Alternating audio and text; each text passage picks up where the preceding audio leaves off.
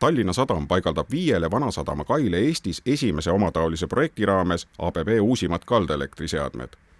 Sellega saavad sadamas seisvad laevad maapealset elektrit kasutades vähendada laevamootorite heitgaase ja mürareostust. Tallinna Sadam tutvustas esimest Eestisse rajatavat kaldaelektrisüsteemi teeterminali 3. kail meediale, klientidele ja koostööpartneritele. Üritusel paigutasid kõik osapooled ühiselt mälestustahvli, mis jääb meenutama ajaloolist hetke Tallinna Sadama eduloos. Tallinna Sadama juhatuse esimees Valdo Kalm märkis, et sadama jaoks on tegemist rohelise sadama projektiga, millest võidavad kõik Tallinna ja paljud Eesti elanikud. Tallinna Sadama jaoks on see keskkonnasõbralikkuse päev, sest antud projekt ehk kaldaelektri projekt on ikkagi eelkõige on keskkonna ja rohelise sadama projekt. Ehk ta vähendab siis CO saastet ja müra. Ja mitte ainult siis sadama territooriumil, vaid ka Tallinna linnas, sest me asume väga linna keskel. Tegemist on ikkagi keskkonnaprojektiga. No tuleviku perspektiivid on, et ma usun, et kui me 5 kaid valmis saame, siis meil on siin rohkem kaisi, et me ikkagi selle projektiga liigume edasi ka teistele kaidele. Ja see saab mõnede aastate pärast uueks normaalsuseks, ma arvan, ja laevafirmad on ka selleks valmis. Esimene kaldaelektri võimekusega kai valmib tänavuse aasta lõpus ning see hakkab teenindama Tallinki, Tallinn-Stockholmi liinilaevasid. Järgmise aasta esimesel poolel tekib kaldaelektri kasutamise võimalus ka Eesti-Soome liinilaevadel. Tallink Grupi juhatuse esimees Paavo Nõgene kinnitas, et nende laevad on kaldaelektri kasutamiseks juba või peagi valmis. Meil osad laevad, näiteks Silja Serenade, Silja Symphony Stockholmi sadamas on juba kaldaelektriga ühendatud ja lähinädalatel Baltic Queen ja Victoria samuti ühendatakse.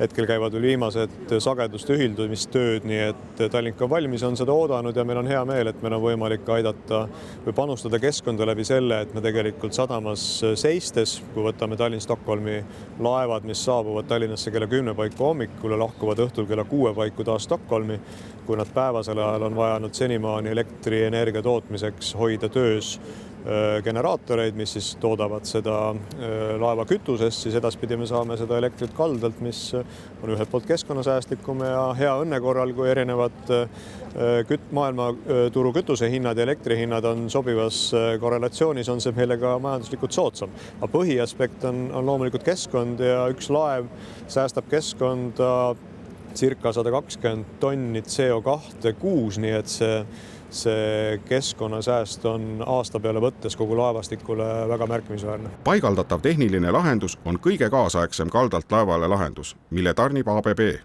Ohutuse tagamiseks on kasutusel dubleeritud kontrollmehhanismid, mis tagavad kõrgepinge väljalülitumise igas ohuolukorras.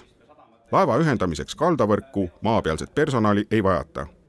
ABB Balti riikide juht Jukka Patrikainen hindas, et koostöökogemus kõikide partneritega on olnud suurepärane. Ta avaldas lootust, et tulevik toob uusi sarnaseid võimalusi. ABB on pakkunud selle projektile elektrilahendused ja terve elektrisüsteemi ja sille laevale ja Tallinna Sadamalla. ABB on väga hea meel ja me olemme uhkeed, meil on võimalus olla sellises projektis kaasatud ja meie kogemukset on head, väga head ja usume ja loodame, et tulevikus tuleb ka rohkem sellisi võimalusi. Tallinna Sadam korraldas 5 Vanasadama kaile kaldaelektri väljaehitamiseks rahvusvahelise riigihanke. Selle võitjaks osutus aktsiaselts Elero. Alajaama seadmed ja automaatika tarnib ABB, elektriühenduseks vajamineva kaugjuhitava kraana ehk dispenseri ehitab ettevõtte Scale-up.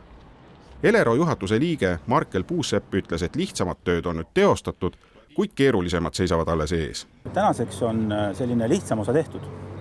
On maa-alused rajatised tehtud, on need hooned välja ehitatud ja ega nende seadmete paigaldus ka nüüd väga keeruline ei saa olema.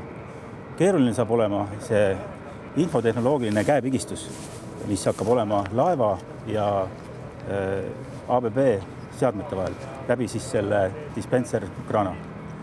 Et iseenesest on ta väga põnev projekt, aga mis nagu selle eriti huvitavaks teeb, siis ma tean, et Euroopas väga neid pikalt polegi paigaldatud. Ma tean, et Rootsis on aasta tagasi paigaldatud need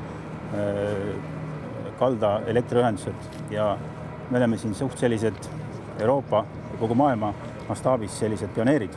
Kaldaelektri rajamist Vanasadamasse toetab Euroopa Liit ning see viiakse ellu koostöös laevafirmade, Helsingi sadama ja Helsingi linnaga. Projekti kogumaksumus on 61 miljonit eurot, millest Vanasadama kaldaelektri eelarve 3,5 miljonit.